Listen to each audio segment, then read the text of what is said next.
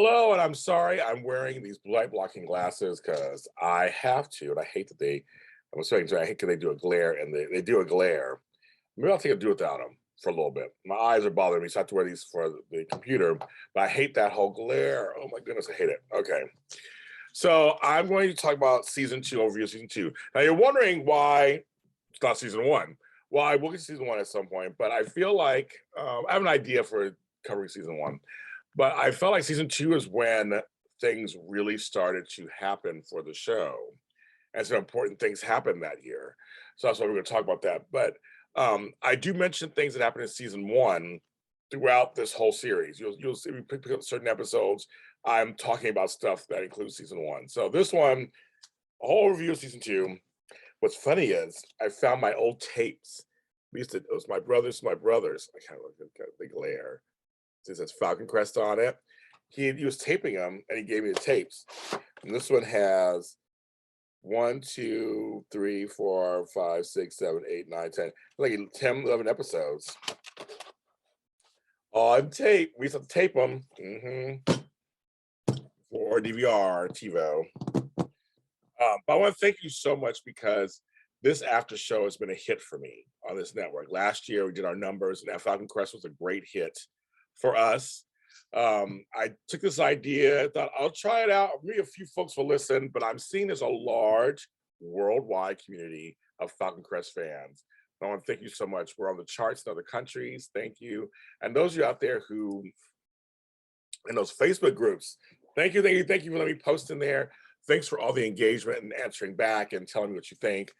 Please, let's continue to talk about Falcon Crest. I actually learned some stuff from you guys too that I didn't know in other places. So thank you so much for making this the network where I do Falcon Crest, I do Dallas, I do the Colbys, and coming soon, Knots Landing. Yes, maybe people have been asking about it. I'm going to do Knots Landing after show. So I'm just developing it to develop it and put it together, and we'll go from there.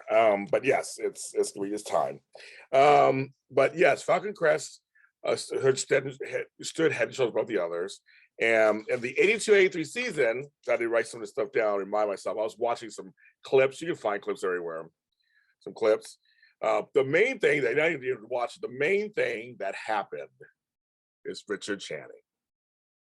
David Selby came on, and that was the best thing to happen to the show, I think, for the rest of the series, for this whole show. Richard Channing coming in and being this character where he owned the globe, and being this character who could be a bad guy, but could be a good guy. He had his reasons for what he was doing. And, so he ran the globe, which was his father, Douglas Channing's, who died at that point, Angela's husband, owned it. So he got 50% of it. And the rest was owned by Julia, the daughter of Angela, and that's his mom, and Emma.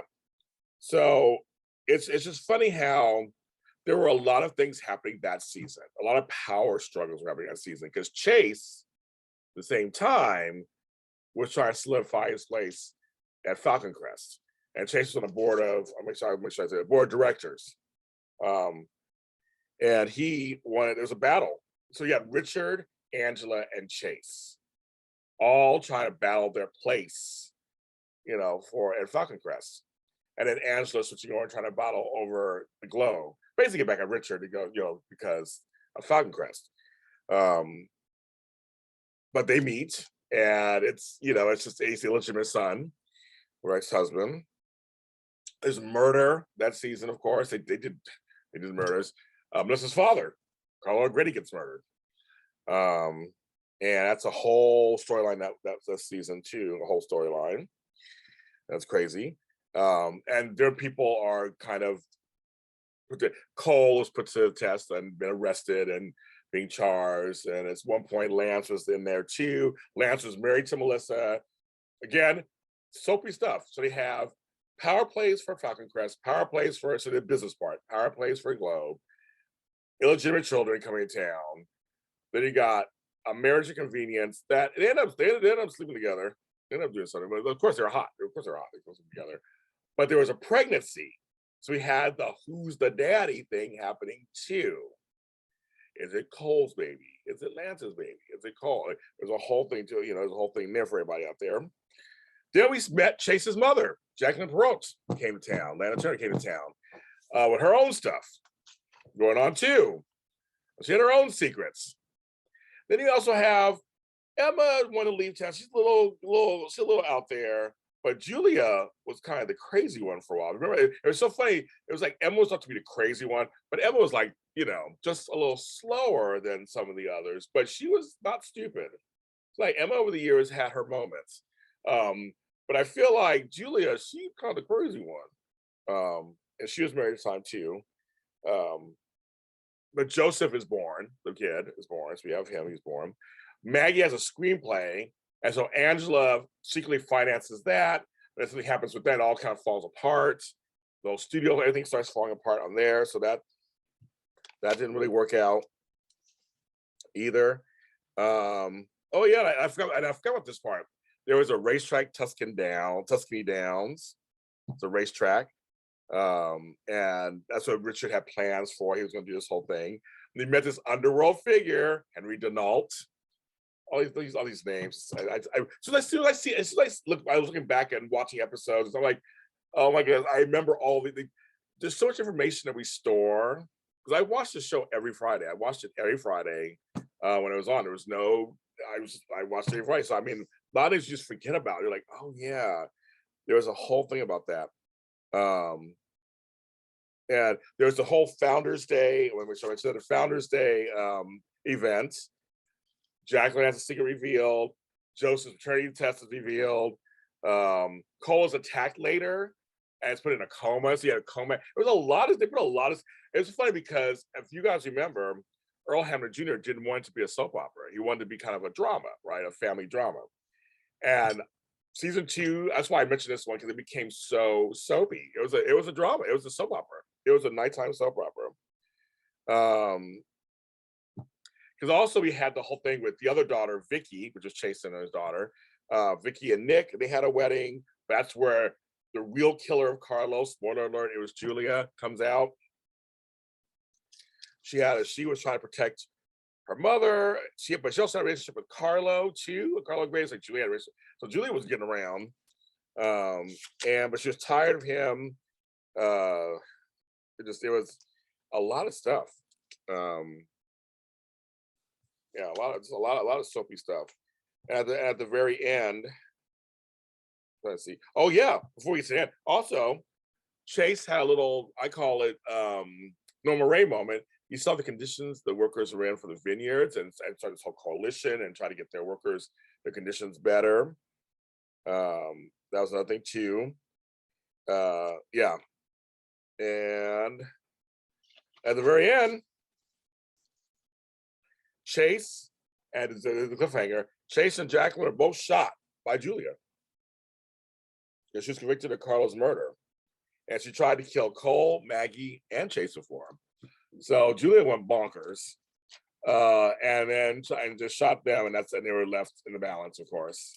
Obviously they both survived, but that's why I chose this, because it was such an interesting year. And I was watching the episodes. The acting's great. All the acting's great.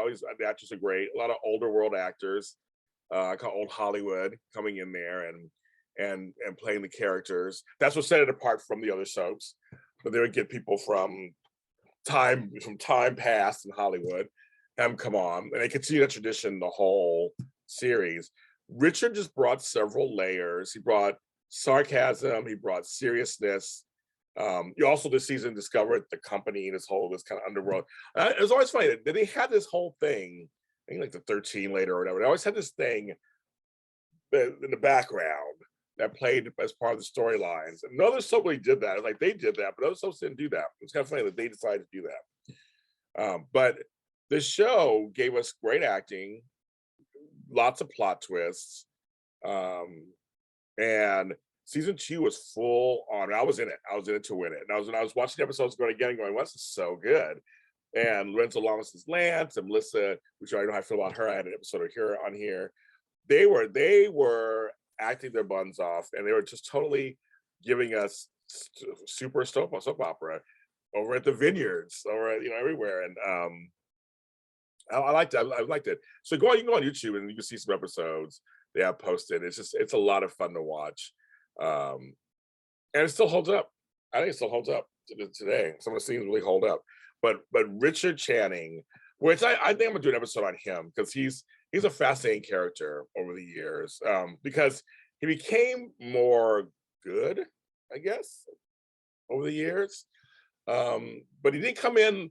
Well, I forgot his entrance at first. Like he didn't come in like this bad villainy character. He was just a son who won his rightful place in the family in Falcon Crest, and he came to get it. But he just wasn't. But Chase was known as the good guy. Chase is the good guy for sure. But I feel like Richard was somewhere nebulous in the middle.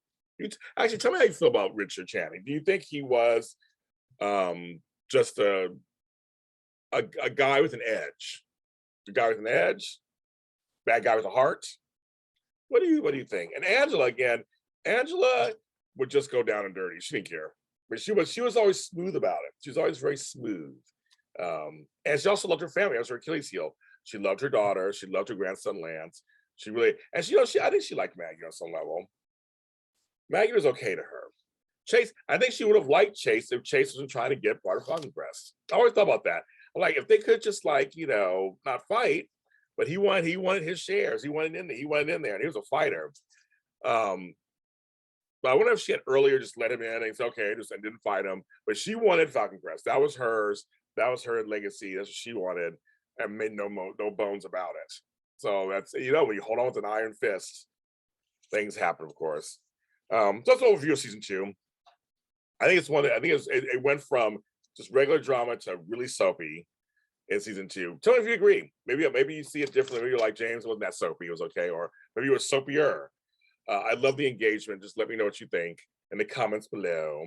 Thank you to all the Facebook groups. Let me post this in there. And I love Falcon Crest. It's been fun revisiting this 40-year-old show. I mean, I'm like, this is so much fun seeing some of these scenes. All the hair and the clothes. They weren't majorly dramatic on the show. Everybody dressed pretty cool. Maybe you can tell it's part of the time, but nothing super crazy. Unlike the other shows, you could really see how it was.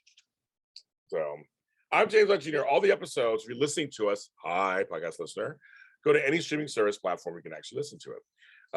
The videos are here on my JLJ Media YouTube channel. So go there, subscribe while you're here. Rate, comment, share, like. Makes it go up and up into the ether. People get to see more of it. It gets recommended more. So check out there. I'm putting my glasses back on because my eyes are like, ooh, this is. I hate that part. I'm like, do this, and so I'm great. Everybody, be careful out there. It is crazy. It's crazy out there. Be careful. See you next time.